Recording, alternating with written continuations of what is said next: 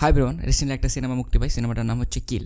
এবং এই সিনেমাটা যখন থেকে সিনেমা হলে মুক্তি পেয়েছে তারপর থেকে মানুষের মুখে মুখে এটা একটা বিশাল আলোড়ন চলতে থাকে। এবং এই সিনেমাটা মাত্র 30 কোটি টাকা বাজেটে তৈরি করা সিনেমা। তারপর এই সিনেমাটা বিশাল একটা হিউজ বক্স অফিস কালেকশন করেছে। এবং শুধু যে কালেকশন করেছে তা না, এটা মানুষের প্রত্যেকের মুখে মুখে আছে।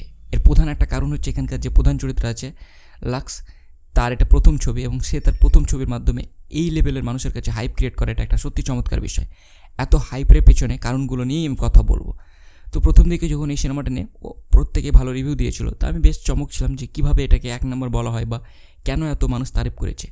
এবং ফাইনালি তারপর আমি সিনেমাটা দেখলাম এবং সিনেমাটা রিসেন্ট ওটিটিতেও চলে এসেছে। মানে এটা প্রথম এত সিনেমা যেটা খুব তাড়াতাড়ি ওটিটিতে চলে এসেছে এবং ফুল এইচডি ভার্সনে আছে। তো এটা দেখার পর আমি আমার রিয়াকশান এবং আমার সব কিছু জিনিস অনেকটা চমকে যাওয়ার মতো। মানে কিছু সিন আছে যেখানে আমি এতগুলো সিনেমা দেখেছি, সেই রং টান এই ধরনের সিনেমাগুলো দেখেছি যেখানে কী লেভেলের ব্রুটাল সিন থাকে, কী লেভেলের কাটাকাটির দৃশ্য দেখানো হয় সেটা তো আপনারা জানেন। তো সেই জায়গাতে এই সিনেমাটা দেখার সময় আমার অনেক সিন আছে যেখানে চোখ বন্ধ করতে আমি বাধ্য হয়েছি। মানে এতটা ব্রুটাল। কিছু কিছু সিন আছে যেখানে মাথা মগজ পুরো ফ্র্যাকচার করে দিচ্ছে, পুরো মাথাটাকে আটার মতন একদম মিক্সড করে দিচ্ছে, এইরকম দৃশ্য দেখানো হয়েছে।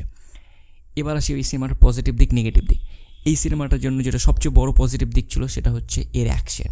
দুর্দান্ত এত অ্যাকশন এবং নন স্টপ অ্যাকশন বলতে গেলে। গল্পটা খুব বেশি তা না, ছোট্ট একটা গল্প এবং পুরো সিনেমা জুড়ে শুধুমাত্র অ্যাকশন আর অ্যাকশন। তো এই অ্যাকশনগুলো দেখতে খুবই সুন্দর লাগে। দ্বিতীয় পজিটিভ দিক হচ্ছে টেনশন।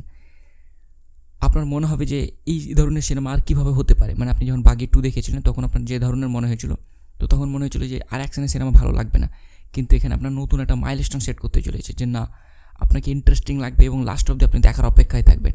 যেমন প্রত্যেকটা সিনেমা একটা সিন আমি মানে বলতে চাইছি না, তাও বলতে বাধ্য যে একটা কিছু কিছু সিন আছে যেগুলো আপনি আশা করবেন না যেটা হতে পারে, কিন্তু সিনগুলো এমনভাবে হবে আপনি নিজে অবাক এটা কীভাবে হতে পারে। কারণ বলিউড এর আগে এই জিনিসটা করেনি।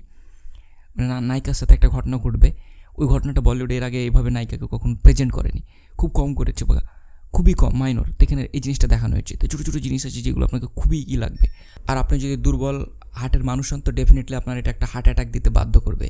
এবং এই সিনেমাটা আপনাকে যথেষ্ট ভয় খাওয়াবে এবং আপনি সত্যি ভুলতে পারবেন না যেটা আমি কী দেখলাম, বিশ্বাসই করতে পারবেন না যেটা আপনি কী দেখলেন। তো definitely one of the best cinema বলতে পারেন। যারা দেখেননি তারা নতুন একটা এক্সপিরিয়েন্স করতে চলেছেন। অ্যাকচুয়ালি যারা দেখেছেন না দেখেছেন, আমার মনে হয় বিশ্বে খুবই কম সিনেমা আছে যেখানে এই ধরনের ব্রুটাল সিন দেখানো হয়েছে।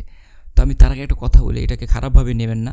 আমার বেশিরভাগ সিনেমা বাংলা অডিয়েন্স দেখেন, তারপরেও বলবো যারা শাকিব খানকে নিয়ে মাতামাতি করেন তাদেরকে আমি একটা কথাই বলতে চাই যে মাতামাতি না করে আপনারা এই সিনেমাটা দেখুন এবং বলুন যে এই সিনেমাটা তার প্রথম সিনেমা আর শাকিব খান তার শেষ পর্যায়ের সিনেমা।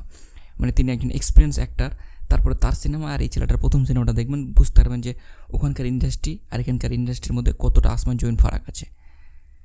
তো আমি যেই ইউটিউবারগুলো ভারতের বিভিন্ন লোকেদেরকে গালিগালাজ করেছে আমি তাদেরকে বলবো যে আপনারা গালিগালাজ করার আগে সিনেমাটা দেখুন, তারপরে গিয়ে এই কম্পেয়ার করবেন। হ্যাঁ, অবশ্যই ভালো ভালো জিনিস ভালো আপনাকে বলতে হবে।